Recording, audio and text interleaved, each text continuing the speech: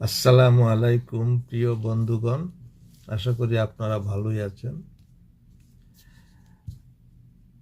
আন্তর্জাতিক উত্তরবঙ্গ কবি সাহিত্য পরিষদ থেকে আমার বিজয়ী সম্মাননা প্রাপ্ত কবিতার নাম বুঝলেম আমি বোকা।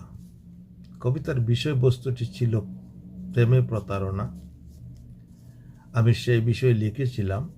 আমার কবিতাটি সম্মাননা পেয়েছে, বিজয়ী হয়েছে, সেই জন্য আমি শ্রদ্ধেয় বিচারকদেরকে অভিনন্দন এবং কৃতজ্ঞতা জানাই। আর আপনাদের সাথে কবিতাটি পাঠ করে শেয়ার করি।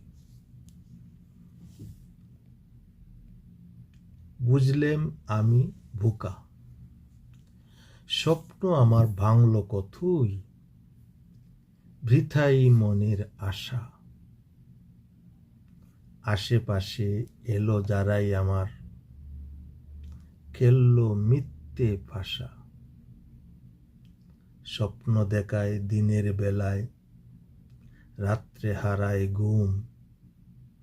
ভালোবাসার ওই কাব্য শোনায়, মুঠোপনে দেয় চুম।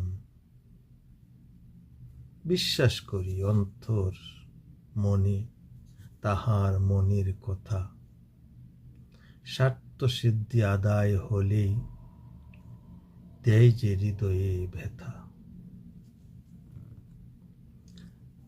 স্বর্ণ না হয় যাচাই করতে কষ্টি পাথর লাগে, মানুষ যাচাই লেনদেন ছাড়া বুঝিবা কেমনে আগে।